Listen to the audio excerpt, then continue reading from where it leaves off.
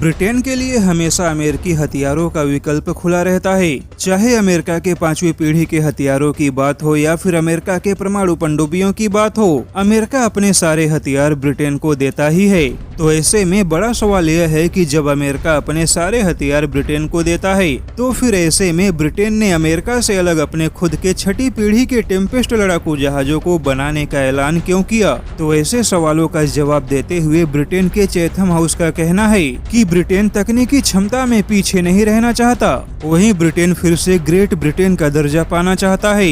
America के साथ Britain की साझेदारी दुनिया में किसी भी देश के मुकाबले काफी ज्यादा मजबूत है, लेकिन फिर भी 6ठी पीढ़ी के टेम्पेस्ट लड़ाकू जहाजों को बनाना ब्रिटेन के भविष्य की रणनीति का हिस्सा है। और जैसा कि ब्रिटेन ने टेम्पेस्ट लड़ाकू जहाजों की परियोजना में शामिल होने के लिए भारत को भी न्योता दे चुका है, वहीं ब्रिटेन के जानकारों का मानना है कि टेम्पेस्ट लड़ाकू जहाजों की परियोजना में शामिल होने से भारत के अपने लड़ाकू जहाजों को बनाने की क्षमता का विकास होगा। हालांकि भारत कोई फैसला लेता इससे पहले ही जापान ने ब्रिटेन के टेम्पेस्ट लड़ाकू जहाजों की परियोजना में शामिल होने के लिए बहुत बड़ी दिलचस्पी दिखाई है और जल्द ही जापान टेम्पेस्ट लड़ाकू जहाजों की परियोजना में निवेश को लेकर बड़ा ऐलान कर सकता है। लेकिन ऐसे में रूस के मॉस्को डिफेंस ब्रीफ ने चिंता जताई है कि जापान की यह तैयारी काफी घातक है। रूस का कहना है कि जापान अपनी जमीनी क्षमता से ज्यादा लड़ाकू जहाजों की परियोजना में शामिल हो रहा है, क्योंकि जापान पहले ही अमेरिका के 5वीं पीढ़ी के लड़ाकू जहाजों का सौदा कर चुका है। वहीं जापान अपने खुद के 6ठी पीढ़ी के लड़ाकू जहाज बनाने का ऐलान भी कर चुका है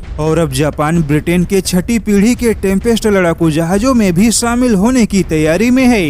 यानी कि जापान अपने वायुसेना की क्षमता को बढ़ाने के लिए काफी आक्रामक हो चुका है, क्योंकि जापान लड़ाकू जहाजों को बनाने या फिर किसी भी लड़ाकू जहाजों की परियोजना में शामिल होने का कोई भी मौका जाने नहीं देना चाहता। और जापान की ऐसी तैयारियों को लेकर चीन के माथे पर चिंता की लकीरें दिखाई दे रही है।